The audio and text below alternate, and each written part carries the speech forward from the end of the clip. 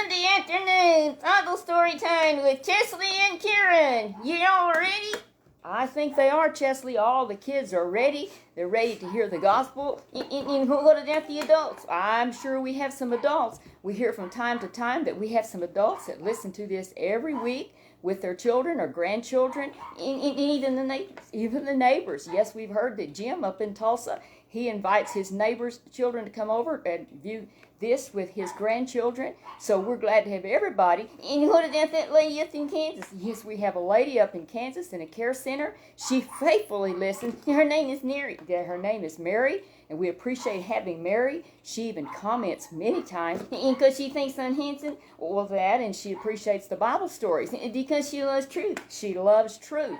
So we're glad that whether it's an adult, whether it's a teenager, or and it doesn't matter how old you are, it doesn't matter. You know, Jesus loves everybody, and so do we. And so do we. You know who else is here? Who else is here? Georgie. That's right. My husband George is here.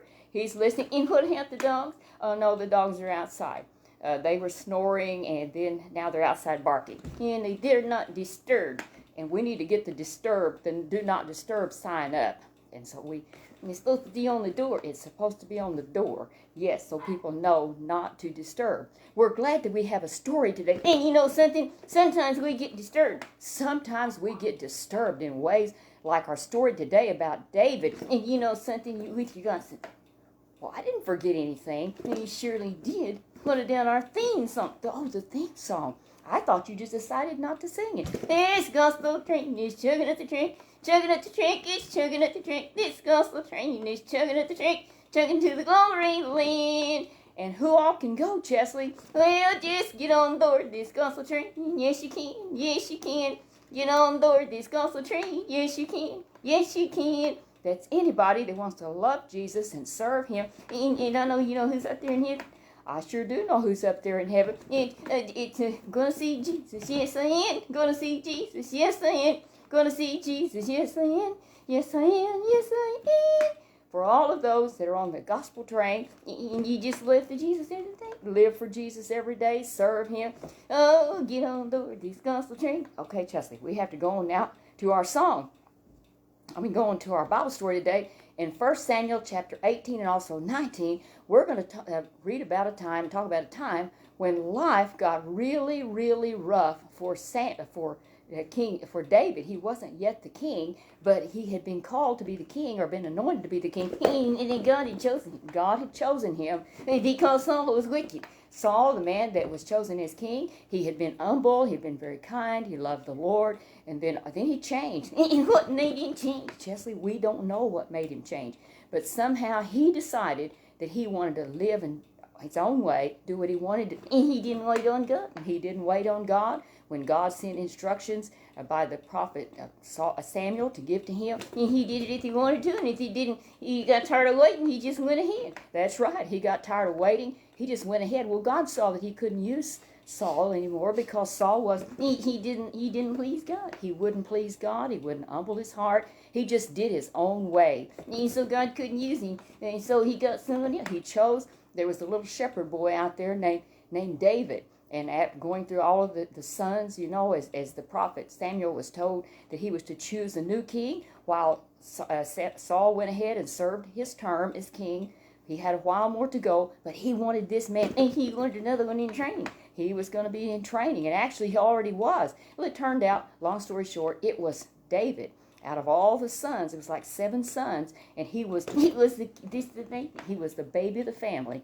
The youngest one, he was out there taking care of the sheep, and he was learning to be a shepherd of people, out there shepherding the sheep, and them going their own way, want to do their own thing and all. He was learning how to handle them, and he was good and kind. He was good and kind. He took care of them, protected them, and so he was strong. He was strong.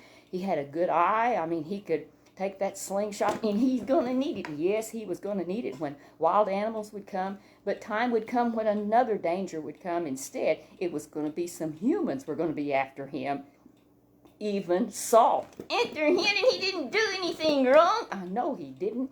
Chesley, our scripture today is from Psalms, and it tells 56 and 3, Psalm chapter 56, verse 3. What time I'm afraid, I will trust in you, Lord. That's what David was saying. And so it was during these things. Well, Chesley, that's just the way he felt all the time. But his life was in severe danger now by the king, because now the time had gone by. Many things has happened, and he's become a very good warrior. And so he's making rank. He's making rank. I mean, he's people are seeing him. What a good leader he was. And he was a great warrior, and he won many battles. He won battles. It didn't matter what the danger was. He had been anointed king, but word wasn't out. But David knew that he was to be the king. He didn't try to take over. He didn't try to take over. He just did the right thing. And you know what? It was learned that he was very good at playing the harp. And what good is that in battle? Well, Chesley, you're not always in battle. Well, word got to the king. The king was really troubled. He had been been disobedient and all, and he just was evil. Oh, I know it. He was evil, yes, and he just couldn't find any peace. And someone said, well, there's this guy named David, and said he's very, very, very good playing that harp. And so they brought him in. Oh, he played such beautiful, and it was just smooth, and it made the song go to sleep. I don't know if it made him go to sleep, but he would just relax, and all of a sudden he would just be feeling really so much better. But one day while David was playing, there he was playing his harp just like always, and the king got really all sleepy. No, he didn't get sleepy. Instead, he saw probably the peace that David had, because the Bible said David, he loved the Lord. He really was serving the Lord, and he had peace and quietness. He had been disobedient. Saul had been disobedient. He knew God said, I can't use him like this. So he hated probably the peace that he saw. And so what's he going to do? Well, he just grabbed up his spear and he threw it at David. It's wrong, you tried to kill him? He tried to kill him. That's exactly what he tried to do. David didn't do anything. But David already had settled it in his heart. What time I am afraid, I will trust in God. I will trust in you, Lord. It wasn't just words. It wasn't just words. We can say a lot of things when everything is going well. But now this man is not guilty, but now he's having a spear thrown at him to take his life. No, he was going to nail him to the wall. They tried to just nail him right to the wall. Yes. Well, David, he didn't just sit there. He said, I'm leaving, because he wasn't supposed to be the target. No, it's not target practice. It was not target practice. He said, I'm not the target. He left, and he was very good friends with Saul's son, Jonathan. And so is Jonathan, is he a good friend? Jonathan is a good friend. Very good friend. He's not a traitor. No, he's not a traitor. Jonathan wasn't about to be a traitor. He knew that David was God's choice to be the next king. And so he wanted to be a king too, or be serving David when he became king. No, I don't know that it even mattered to him. He just knew that David was the man that God had chosen, and so he just knew he wanted to be on the Lord's side. That is exactly how Jonathan felt. So he was going to look after his friend David. Did you know something? I don't think Saul's going to tell him what he's going to do next, because it's his son, and he knows he's going to tell him. No, Jonathan was the type of man.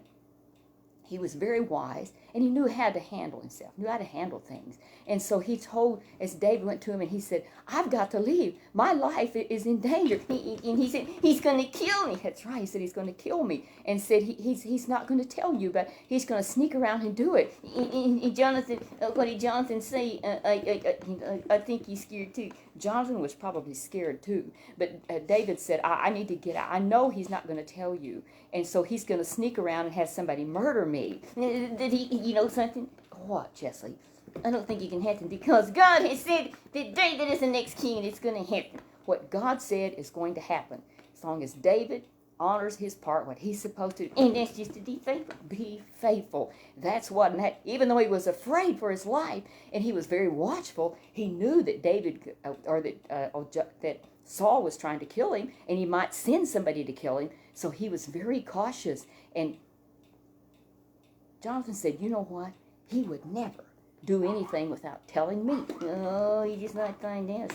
Well, what Jonathan did, he said, I'm just going to go to my father. He said, now you stay hidden. He said, now, David, you stay hidden. You're my dear friend. And so David stayed. He did it because he's going to get himself killed. He did it go hide in the cave. I don't know if he had a cave or what he had.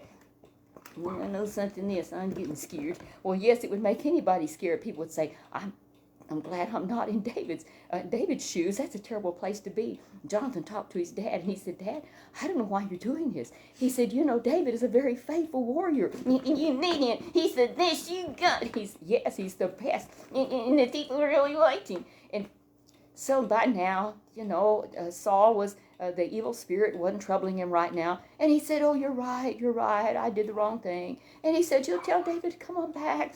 Oh, yeah, he said, everything's fine. There's no issue here. It was all on me. He might have said that, it was just me. I was just having maybe a bad day.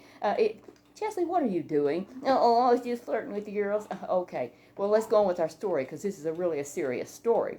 Well, it went on later, and so here is now David. Again, as he's there in the presence of the king. And it's, why did he go there?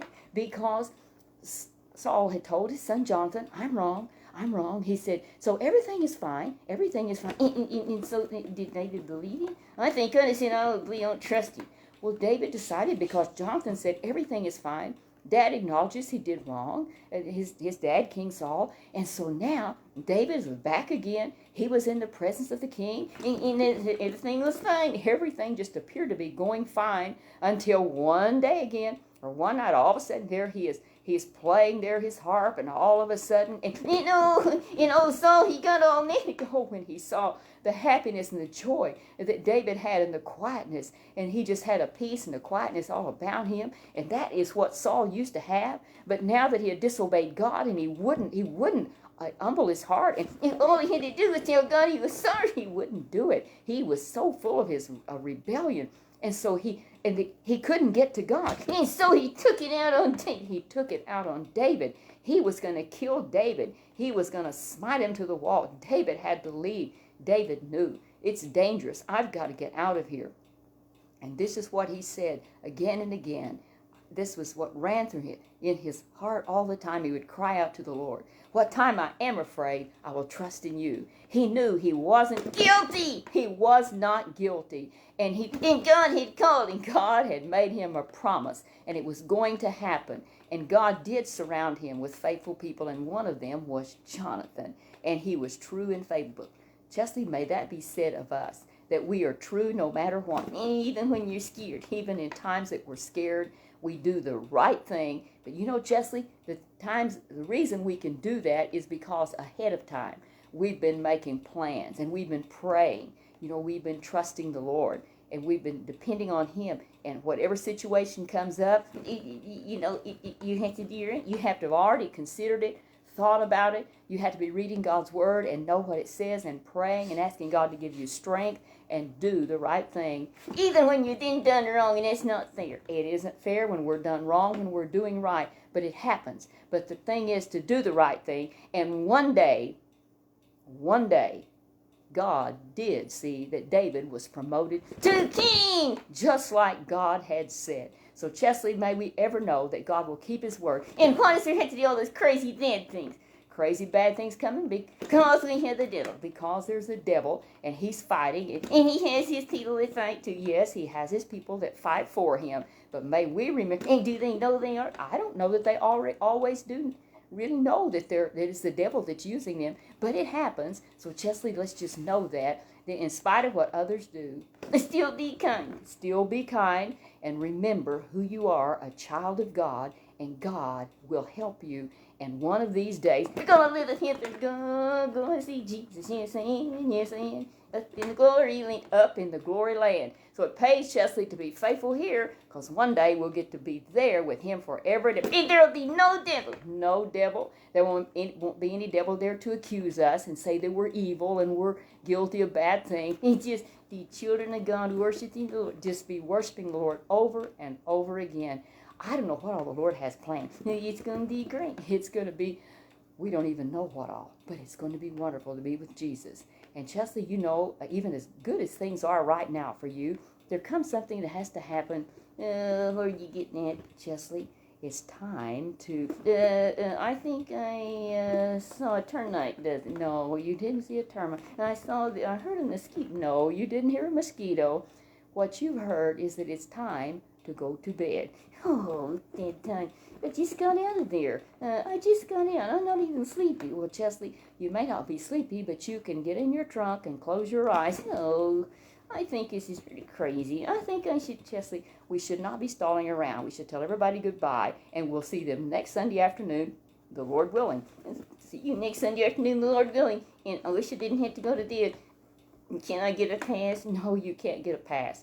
You're going to have to go to bed. So we'll see you next time. You be blessed. You have a great day, everybody. Have a great week. Next Sunday afternoon, the Lord willing, we'll see you. Invite your friends and tell them all about this. We are on Wholesome Communication Facebook page every Sunday afternoon. But a little bit later, we'll be putting this out on our YouTube channel. So if you go to Karen Clymer on YouTube, you will see us there. There's 3 different Karen Clymers. You'll see my picture there. And I'm on there too. Yes, you're on there with me. We have all of your programs posted, nearly every one of them, from when we started this, over a year ago. So we got to go to bed now. I got a few more minutes, didn't I? Yes, you got a few more minutes out of this deal. All right, we'll see you next week, Lord willing.